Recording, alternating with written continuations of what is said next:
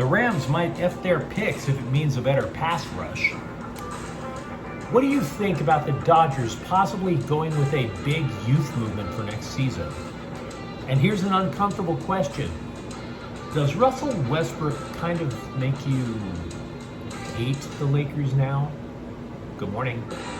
I'm James. This is your daily dose of sports and snark for the greatest sports city in the world, Los Angeles. This is Faithful Angelenos. It is October 23rd, 2022. It is Sunday. It is a beautiful day. There is a God, and I am most definitely not him. But before we start going through the rest of our day, let's talk a little LA sports. If you like the content we put out, quickly clack the like button. Click and clack the subscribe button. There's a notifications bell. Hit that. It'll let you know when we drop new content. Sharing is caring. Let people know we exist. And by all means, comment. I'm not perfect. I totally try to respond to as many of the messages as I get. Before we go through the news and notes from around LA, quick look at the scoreboard yesterday in a battle between two teams in the top 10 of college football. Hey, UCLA's defense just couldn't keep up. Oregon 45, UCLA 30. There's a rapid recap of that game on the UCLA playlist on the channel. Dorian Thompson-Robinson did pass for 2 touchdowns. Meanwhile, Paul George scored 40 points as the Clippers improved to 2-0 with a 111-109 victory over Sacramento. And the Kings, the LA Kings, blew a 2-0 lead in the third period. Jonathan Quick allowed 4 goals in the third. Washington 4, Kings 3. Meanwhile today, the Seahawks are in town. They're going to play the Chargers at 1:25. There is a preview of that game on the Chargers playlist of the channel. At 12:30, the Portland Trailblazers will take on the Lakers. The Lakers are, of course, winless. Portland, maybe a little surprising, they're 2-0. And also at Crypto.com Arena at 7 o'clock, the Phoenix Suns are in town to take on the Clippers. Phoenix is playing the last game of a three-game road trip to start the season. And of course, the Clippers are playing on back-to-back nights, so we're going to see which team tuckers out first. The Carolina Panthers. They say they're not in fire sale mode, but common sense kind of makes you think that they are. So the next domino to fall could be pass rusher Brian Burns. ESPN's Jeremy Fowler said 3 teams at least have inquired, one of them being the Rams. Now the Panthers, they're playing coy.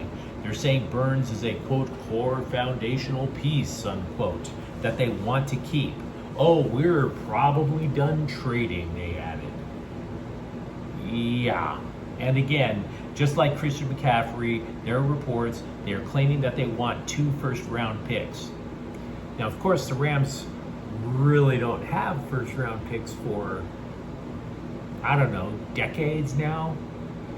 But the Panthers did not get 2 first-round picks for Christian McCaffrey when they sent him to the San Francisco 49ers.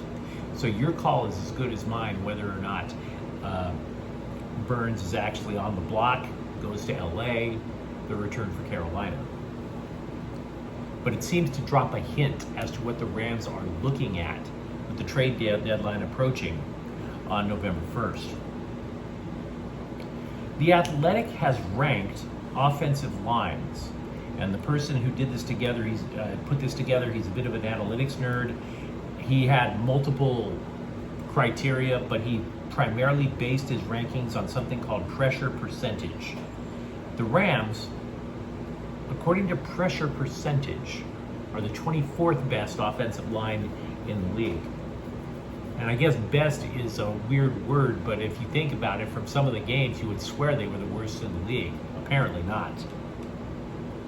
Nothing to do with the Rams as a team, by the way, but I have to admit, I like Nita Strauss.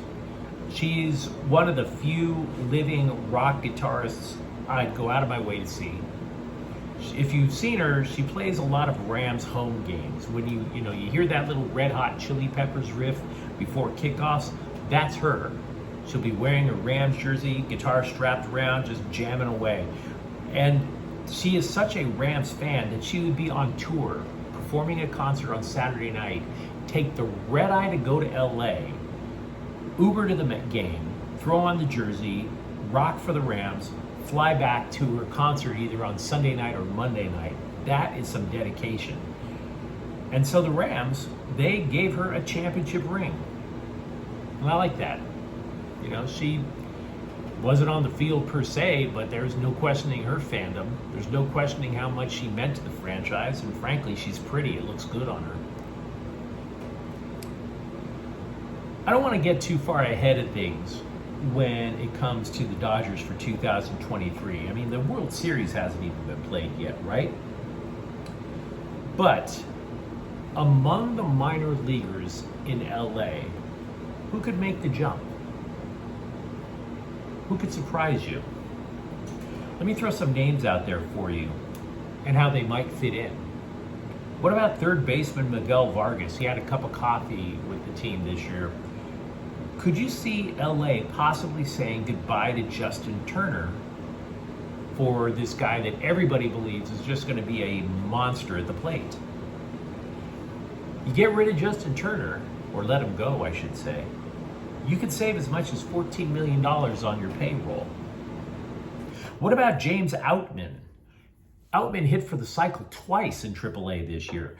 Would you could potentially say goodbye to Cody Bellinger, a former MVP? Granted, he hit 205 last year, but he is a former MVP who stands to get a raise from $17 million. What did you think of Ryan Pepio as a starting pitcher in case Tyler Anderson or Andrew Heaney gets a better deal somewhere else? What if LA goes all in on a youth movement? What if they let both Trey Turner and Justin Turner go as free agents? You could theoretically move Gavin Lux to shortstop, and that way your infield next year would actually be from third over to first. Miguel Vargas, Gavin Lux, Michael Bush, and Freddie Freeman. Do you buy in? Do you buy into a youth movement? Do you say, to hell with it, I know what I'm getting out of the veterans? Who would you add? Let me know what you think in the comments thread. I have a question for Laker fans and Laker fans only. If you're not a Laker fan, hear me out, but I'd rather hear the responses from Laker fans. Does Russell Westbrook make you actually hate the Lakers for the first time? See, I've watched the Lakers ever since I was in elementary school on Channel 9, back when Pat Riley was a color commentator for Chick Hearn as opposed to a coach. That team had Kareem, Jamal Wilkes, Norm Nixon. They were good, but they weren't necessarily a threat for the title. And then, of course, the Showtime era just transformed that like into straight up love. So that was the 1980s. That's decades ago. You don't keep the love for your team that deep just because of one era. Teams have to inevitably change and they rebuild. But the love I had was so deep, I was always along for the ride. There were down times when the guard was no longer Magic, but Sadeo Threes. Cedric Ceballos would be their top scorer. I was still in.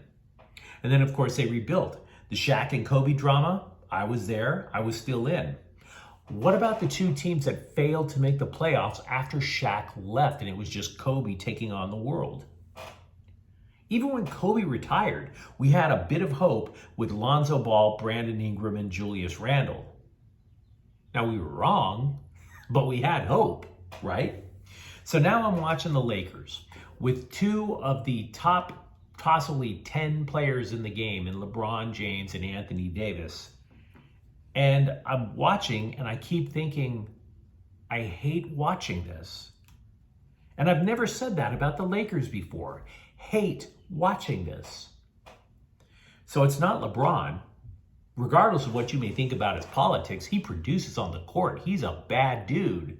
And Anthony Davis, I think even though it's only 2 games in, you can tell he is fighting desperately to prove that he belongs and that he's going to be on the court for all 82 games. It's not Darvin Ham. I see that he's putting out schemes and principles that he's trying to install that are drastically different from anything the Lakers have done before. And I don't think it's the younger players either. Why do I hate this? And through process of elimination, I just basically boil it down to Russell Westbrook. I think it's because he always seems to be more interested in his brand, in his social media following, in his wardrobe, more so than anything else. The fashion show he's putting on, going to the arena. What about the drama that he's putting on? The attention that he just seems to yearn for with everything that he does. Whether it's picking fights with fans or slights or trying to make sure he says something stupid so that Skip Bayless or Stephen A. Smith talk about him on ESPN the next day. Guy's so thin-skinned. The accusation that that the Lakers putting him on the bench would actually risk his health. Meetings with the coach. And if he was producing for the Lakers, I don't think I would be so mindful of all that drama because Shaq and Kobe brought drama. So I'm asking you, if you're a Laker fan, am I alone on this island? Do you watch Russell Westbrook and think that he's like a kid who's just taunting you? Does your frustration with Russell Westbrook lead you to feeling like you hate the Lakers for the first time in your life? It's not like they're the only exciting team on the block anymore. Lakers legend and Dodgers part owner Magic Johnson is in talks to purchase part of the Las Vegas Raiders. Now, this is not surprising. Back when the Raiders were in Los Angeles, they play in the Coliseum. They didn't have an elevators because the Coliseum's old and busted. They had this press box where you had to walk through all the Raider fans to get to the sidelines with 5 minutes to go. And Magic Johnson would almost always leave with 5 minutes to go. He is a Raiders fan. I would see him wearing Raiders gear. So it was the damnedest thing. He would be walking up the stairway with all the Raider fans while the press, including me, was simultaneously walking down. It was the damnedest thing. They were simultaneously Raider fans were simultaneously heaping all this love on Magic Johnson while lobbing every homophobic slur they could think of at me.